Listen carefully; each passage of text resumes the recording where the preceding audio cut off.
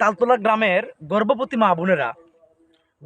মা বোনেরা যদি হসপিটালে যাইতে হয় তাহলে এই রাস্তা দিয়ে যাওয়া সম্ভব না। প্রিয় শ্রীমঙ্গল উপজেলাবাসী, আমি আজকে এমন একটি গ্রামে আসছি, এই গ্রামটা অনেক দিন যাবৎ অবহেলিত। এই গ্রামের নাম হচ্ছে তালতলা গ্রাম। এই তালতলা গ্রামের রাস্তা এতটাই খারাপ, এইভাবে ঝাঁকুনি খাইতে হয়। আপনারা টমটমে আসেন, মোটরসাইকেলে আসেন, এইভাবে ঝাঁকুনি খাইতে হয়। এই যে রাস্তাটা, তালতলা গ্রামের রাস্তাটা, এই তালতলা গ্রামটা অনেক দিন যাবৎ অবহেলিত। এই গ্রামের রাস্তাটা এখানে পালবাড়ি পর্যন্ত পিচ রাস্তা। এখানে তালতলা গ্রামে, এই তালতলা গ্রামের আগে যে পালবাড়িটা, ওইটা এখানে পিচ রাস্তা। কিন্তু এখান থেকে এই পুরাটা গ্রামেই হচ্ছে এই অবস্থা। যদি বৃষ্টি আসে, বৃষ্টির সময় কি হয়, বৃষ্টির সময় এত এই যে এক হাত পরিমাণ কাদা থাকে, এখানে কেউ গাড়ি নিয়ে যেতে পারে না।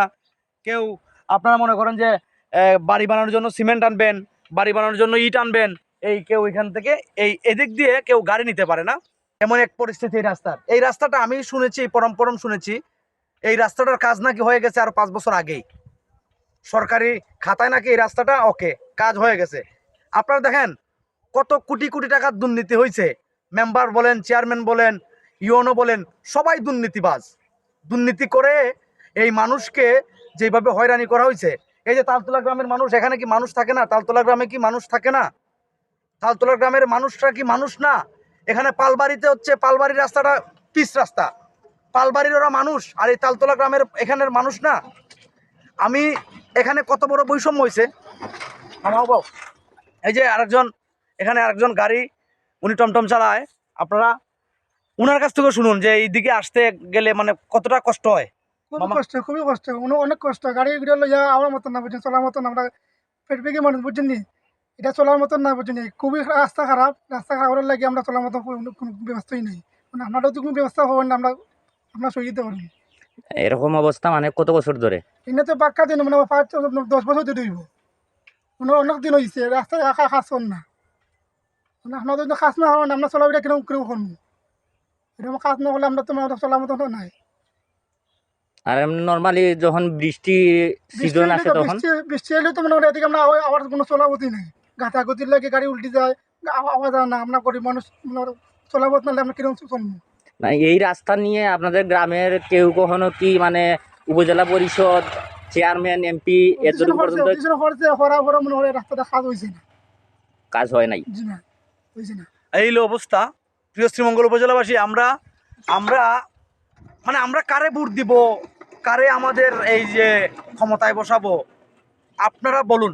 আমরা যদি প্রত্যেকটা মানুষ যদি আমরা প্রতিবাদ না করি, আমরা প্রত্যেকটা মানুষ যদি আমাদের অধিকারের জন্য কথা না বলি, তাহলে আমাদের উন্নয়ন কখনোই হবে না। আর উন্নয়ন যদি পেতে হয় তাহলে আমরা প্রতিবাদ করতে হবে, অন্যায়ের বিরুদ্ধে কথা বলতে হবে, যেখানে যেটা প্রয়োজন আমরা সেটার জন্য কথা বলতে হবে। আমরা তালতলার বাসিন্দা। আমার দক্ষিণ উত্তরে তালতলার রাস্তায় যদি মহিলা কলেজ থেকে যেটা তালতলা দিকে ঢুকছে, এই রাস্তায় বিগত মন্দির পর্যন্তই রাস্তা ডালায় কাম চলে। এরপর থেকেই আজকে প্রায় 8-10 বছর ধরে কোনো রাস্তা হয় নাই। কিন্তু যারাই যায় এরাই বলতেছে এখানে বিএমপির এলাকা, এখানে রাস্তা হন না। বারবার খাটানো হওয়ার, আজ দেবো খাই দেবো, ওইভাবে খাটা হয়, ইসলিং দেওয়া হয়, দিব এটা দিব, কিন্তু এখন পর্যন্ত কোনো রাস্তা, নয়া মসজিদের সামন পর্যন্ত কোনো রাস্তা যায় নাই। না, এখন যে বলতেছেন আপনি 8-10 বছরের আগে কি ওইটা পাকা রাস্তা ছিল? না, হওয়ার কথা ছিল, কিন্তু বারবারই তারিখ করে তারবারই কমিশন করা হয়েছে, কিন্তু কাজ হয় না। ওই কাঁচা রাস্তায় এবার টিএম সাহেব যখন এদিকে গেছিলেন, তারপরে মাটি কাটাইছেন, কাটানি করে এই পর্যন্ত স্থগিত রয়ে গেছে।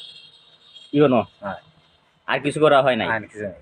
আপনারা এলাকাবাসীর পক্ষ থেকে কোনো দরখাস্ত বা কোনো প্রকার একবারই দরখাস্ত দেওয়া হয়েছে এই উপজেলা পরিষদে হয়েছে। এবং গত নির্বাচনের সময়, যখন বানুলাল নির্বাচনের সময় উপজেলা খেলা দুর্গা এখানে লোকনাথ মন্দির মিটিং এ বলেছেন যে কাগজপত্র ওকে হয়ে গেছে, রাস্তা হবে, কিন্তু কিছুদিনের পর্যন্ত এখন অন্ত রাস্তার কোনো তথ্য পাওয়া যায়নি এবং রাস্তা হয়নি।